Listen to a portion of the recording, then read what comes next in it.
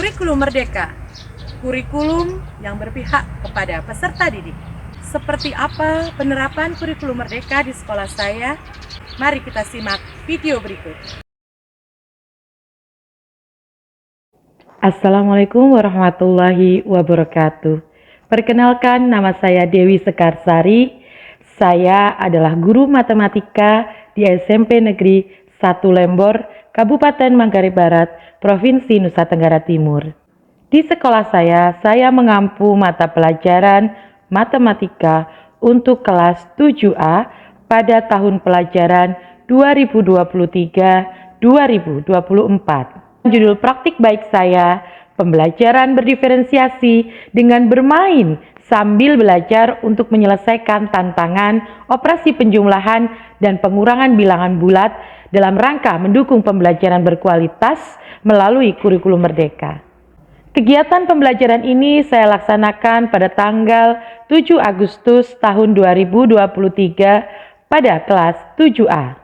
Kondisi yang menjadi latar belakang praktik baik ini adalah adanya kejenuhan yang peserta didik rasakan ketika mengikuti pembelajaran dengan metode ceramah dan hanya mendengarkan serta menulis apa yang dibahas oleh guru. Pembelajaran yang saya laksanakan di kelas 7A masih berpusat pada guru. Begitu pula untuk mata pelajaran lainnya.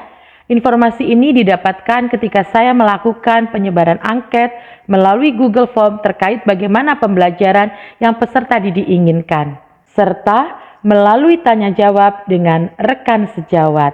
Oleh karena itu, saya mencoba melakukan salah satu praktik baik agar bisa menjadi pembelajaran dan inspirasi bagi rekan guru berdasarkan segi materi. Sebenarnya, penyelesaian operasi penjumlahan dan pengurangan bilangan bulat positif sudah pernah dipelajari oleh peserta didik ketika di jenjang sekolah dasar. Namun, tidak banyak yang masih mengingat konsep hingga di jenjang SMP. Hal ini dibuktikan dari hasil angket dan asesmen awal yang dilakukan sebelum memasuki materi bilangan.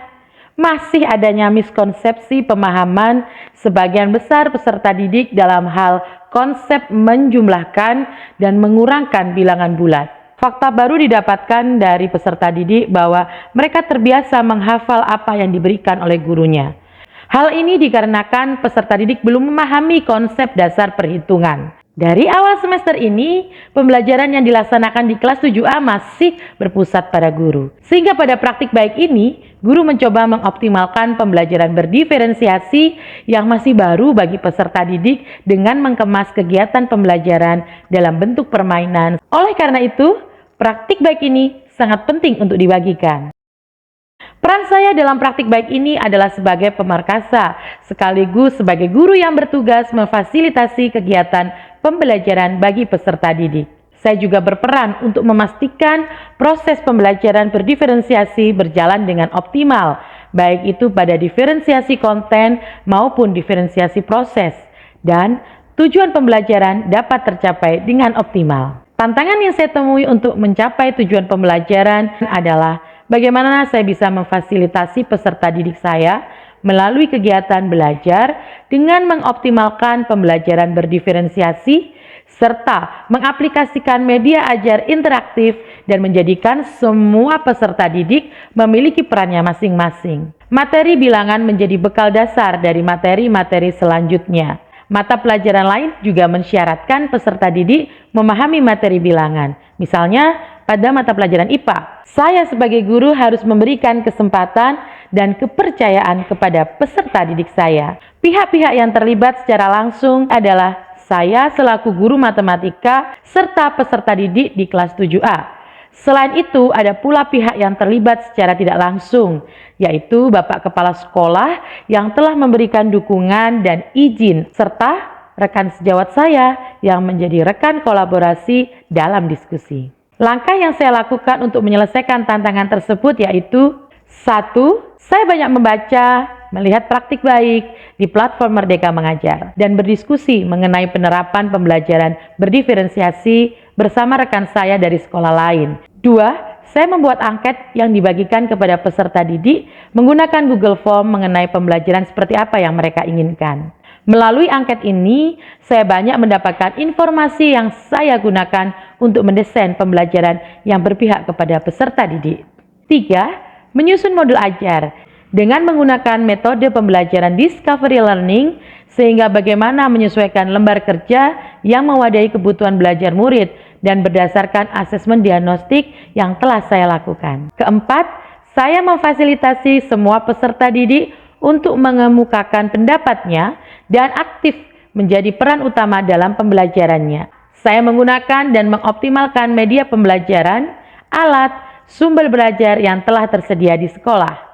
Strategi yang saya terapkan yaitu membagikan angket melalui Google Form. 2. Saya melakukan asesmen diagnostik atau asesmen awal. Ketiga, saya memetakan kebutuhan belajar peserta didik. Keempat, saya membagi kelompok berdasarkan asesmen diagnostik dan kebutuhan belajarnya. Kelima, saya membuat media pembelajaran yang mudah digunakan oleh peserta didik dan sesuai dengan pembagian 3 kelompok peserta didik. Keenam, saya melaksanakan penilaian formatif yang dilaksanakan saat proses diskusi berlangsung. Ketujuh, saya melaksanakan penilaian sumatif yang dilakukan di akhir pelaksanaan pembelajaran. 8. Saya mengoptimalkan aset sarana dan prasarana yang dimiliki sekolah untuk memperlancar pelaksanaan pembelajaran. Proses yang kami lakukan diawali dengan melakukan pengisian angket dan asesmen diagnostik bagi peserta didik melalui Google Form. Hal ini saya lakukan agar saya dapat mengetahui pembelajaran seperti apa yang peserta didik inginkan. Melalui asesmen diagnostik ini, saya mendapatkan informasi bagaimana kebutuhan belajar peserta didik serta pemahaman awal yang mereka miliki. Hasil asesmen diagnostik ini saya jadikan dasar untuk memetakan peserta didik kelas 7A menjadi 3 kelompok. Saya melakukan pemetaan ini, saya mengecek kembali modul ajar yang pernah saya buat. Saya mengecek mulai dari rencana pembelajaran hingga media pembelajaran yang akan digunakan. Setelah semua persiapan selesai, saya terlebih dahulu membagikan bahan bacaan dan materi yang akan dipelajari peserta didik melalui grup WA kelas. Kemudian, saya melakukan pembelajaran diferensiasi yang telah saya desain di kelas 7A. Profil pelajar Pancasila yang akan diambil adalah bernalar kritis dan kreatif. Sumber daya yang saya perlukan adalah sumber daya manusia, yaitu guru dan peserta didik. Media pembelajaran, sarana dan prasarana yang dimiliki sekolah, sumber daya materi dalam penerapan praktik baik ini tidak terlalu menonjol karena saya menggunakan fasilitas serta sarana dan prasarana yang ada di sekolah. Dampak dari aksi yang saya lakukan yaitu peserta didik aktif dan menunjukkan hasil positif dalam proses pembelajaran yang dilakukan serta tujuan pembelajaran tercapai dengan baik. Langkah-langkah yang saya lakukan yaitu 1.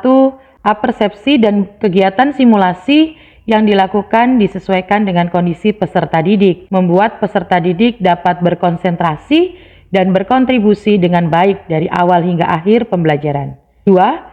Penggunaan media pembelajaran yang dibuat berdasarkan aset yang dimiliki menjadikan peserta didik lebih antusias. Hal ini dibuktikan dari keaktifan peserta didik ketika pembelajaran berlangsung. 3. Dominasi guru sangat berkurang. 4. Model pembelajaran discovery learning yang ditambahkan dengan pembelajaran berdiferensiasi mendorong peserta didik menjadi mampu berkolaborasi dalam memahami materi dan mengambil keputusan dalam diskusi kelompok. Berdasarkan keseluruhan proses yang sudah saya alami, saya mendapatkan pembelajaran bahwa mendesain pembelajaran berdiferensiasi yang berpihak pada peserta didik tidaklah sulit jika kita mengetahui apa kebutuhan belajar peserta didik dan tujuan pembelajaran yang akan dicapai. Begitu pula dalam hal mendesain media pembelajaran berdiferensiasi. Asesmen diagnostik menjadi bekal utama yang dapat saya gunakan untuk mendesain pembelajaran yang berkualitas melalui penerapan kurikulum merdeka. Tugas saya sebagai guru adalah memfasilitasi peserta didik agar memiliki peran dalam pembelajaran yang dilakukan.